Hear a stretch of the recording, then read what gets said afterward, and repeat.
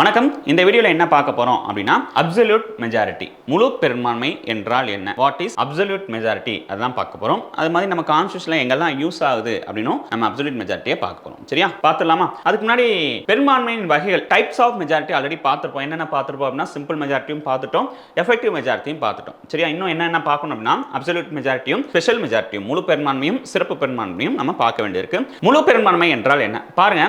It is a majority of the total membership of the house, irrespective of the fact whether there are vacancies or absence அப்படின்னு சொல்லியிருக்காங்க. தமிழ்ல பாருங்களேன், காலியான இடங்கள் அல்லது அவைக்கு வராதவர்கள் என்பதை பொருட்படுத்தாமல் இது சபையின் மொத்த உறுப்பினர்களின் பெரும்பான்மை அப்படின்னு சொல்லியிருக்காங்க. சரியா, அதாவது ஆப்சன்டீஸும் கால்குலேட் பண்ண மாட்டாங்க, அதே மாதிரி வேற என்ன கால்குலேட் பண்ண மாட்டாங்க, அந்த வேக்கன்சிஸும் கால்குலேட் பண்ண மாட்டாங்க அப்படின்னு சொல்லியிருக்காங்க. இல்ல பெரும்பான்மை அப்படின்னு பார்க்கும்போது நமக்கு தெரியும் 50% மேல தான் என்ன சொல்லுவோம், மெஜாரிட்டி பெரும்பான்மை அப்படின்னு சொல்லுவோம்.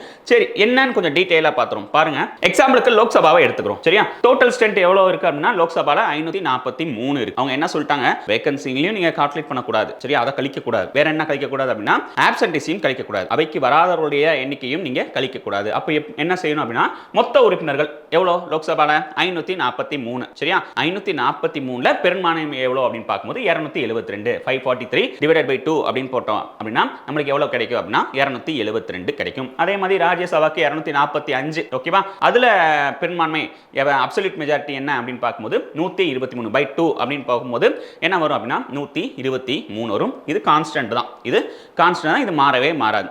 எப்பவுமே அப்சல்யூட் மெஜாரிட்டி பொறுத்த வரைக்கும் நம்ம லோக்சபாக்கு அதே 272 தான், ராஜ்யசபாக்கு 123 தான். புரியுதா? நம்ம இதுக்கு முன்னாடி பார்த்தோம் சிம்பிள் மெஜாரிட்டியில் என்ன பார்த்துருப்போம் அப்படின்னா ஆப்சென்டிஸையும் கழிக்கணும், அதே மாதிரி வேகன்சிஸையும் கழிக்கணும் அப்படின்னு பார்த்துருப்போம். அது சிம்பிள் மெஜாரிட்டியில். ஓகேவா, இதுக்கு முன்னாடி பார்த்த எஃபெக்டிவ் மெஜாரிட்டியில் என்ன பார்த்துருப்போம், நம்ம அந்த வேகன்சிட்டை மட்டும் கழிக்கணும் அப்படின்னு பார்த்துருப்போம். ஓகேவா, இந்த மெஜாரிட்டியில் பொறுத்த வரைக்கும், இந்த முழு பெரும்பான்மையை பொறுத்த வரைக்கும் எதையுமே கழிக்காம அப்படியே மொத்த உறுப்பினர்கள் எண்ணிக்கையில் டோட்டல் ஸ்ட்ரென்த்ல பாதிக்கும் மேற்பட்டவர்கள், அவ்வளவுதான். சிம்பிளான கான்செப்ட் என்ன அப்படின்னு பார்க்கும்போது இந்த அப்சல்யூட் மெஜாரிட்டி, முழு பெரும்பான்மை. புரியுதா?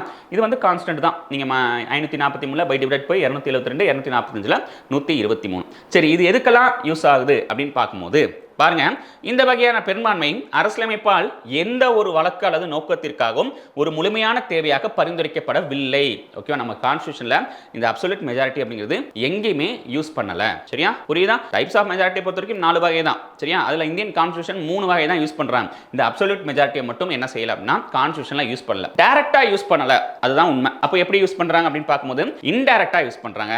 ஓகேவா, பாருங்க, முழுமையான தேவையாக பரிந்துரைக்கப்படலை நோக்கத்திற்காகவும் ஒரு முழுமையாக அப்படின்னு சொல்லுங்க, ஸ்டாண்ட் அலோன் அப்படின்னு இங்கிலீஷ்ல பாருங்க, ஸ்டாண்ட் அலோன் அப்படின்னு வார்த்தை மென்ஷன் பண்ணி, ஸ்டாண்ட் அலோன் அப்படின்னா தனியாக எங்கேயுமே யூஸ் பண்ணலாம். அப்போ எதோட சேர்த்து யூஸ் பண்றாங்க அப்படின்னா சிம்பிள் மெஜாரிட்டியோட சேர்த்து யூஸ் பண்றாங்க. சிறப்பு பெரும்பான்மையோட சேர்ந்து தான் என்ன செய்யறாங்க அப்படின்னா இந்த அப்சல்யூட் மெஜாரிட்டியை, ஓகே, முழு பெரும்பான்மையை அவங்க யூஸ் பண்றாங்க. புரியுதா?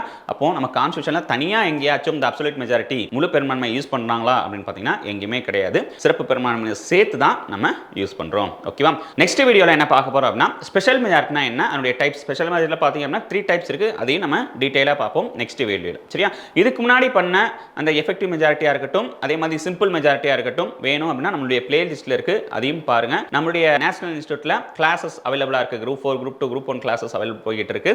யாருக்கும் வேணும் அப்படின்னா இந்த நம்பருக்கு கால் பண்ணுங்க. Thank you.